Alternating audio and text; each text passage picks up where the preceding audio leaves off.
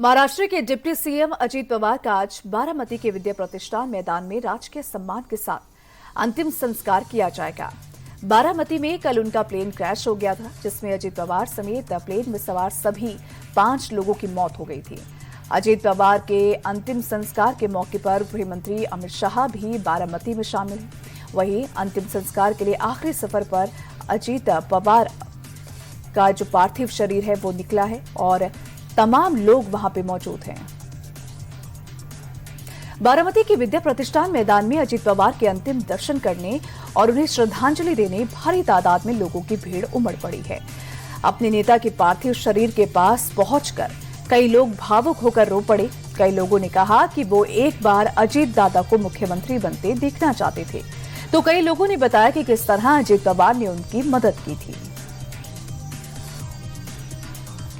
एक तरफ जहां जनता अजीत पवार के निधन पर शोक मना रही है, तो वहीं विपक्ष ने साजिश ढूंढना शुरू कर दिया है। बंगाल की सीएम ममता बनर्जी ने कहा कि जिस समय पवार फैमिली एकजुट दिखाई दे रही थी, ऐसे समय में यह हादसा हो जाना कई सवाल खड़े करता है। सुप्रीम कोर्ट की निगरानी में इसकी जांच होनी चाहिए। फिर अखिलेश यादव ने भी जांच की मांग उठाई, तो वहीं कांग्रेस अध्यक्ष खड़गे भी इसी मांग को दोहराते नजर आए। अजीत पवार की मौत पर ममता बनर्जी के बयान पर सीएम देवेंद्र फडणवीस भड़क गए। कहा, अजीत पवार की मौत पर ओछी राजनीति गलत है, उन्हें ऐसा बयान नहीं देना चाहिए। वहीं महाराष्ट्र के राजस्व मंत्री चंद्रशेखर बावनकुले ने ममता बनर्जी को मानसिक तौर पर पंगु बताया और कहा कि महाराष्ट्र की जनता उन्हें कभी माफ नहीं करेगी। अजीत पवार के निधन पर पीएम नरेंद्र मोदी ने दुख जताया है। दिल्ली में एनसीसी की रैली को संबोधित करते हुए उन्होंने कहा कि एक हादसे ने हमसे हमारे साथी को छीन लिया। प्रधानमंत्री ने अजीत पवार को जमीन से जुड़ा नेता बताते हुए महाराष्ट्र की सियासत में उनके योगदान को याद किया। साथ ही फोन करके अजीत पवार के चाचा शरद पवार से बात की और परिवार को ढांढस बंधाया। Civil aviation minister Ram Mohan Naidu ने बारामती विमान हादसे की जांच का भरोसा दिया। उन्होंने कहा कि घटना के बाद से ही एएआईबी और डीजीसीए के अधिकारियों को अलर्ट कर दिया गया है और मौके का दौरा करने के निर्देश दिए गए हैं। मामले में हर तथ्य की जांच की जाएगी। हालात को बारीकी से परखने के लिए टीम भी तैनात की गई है।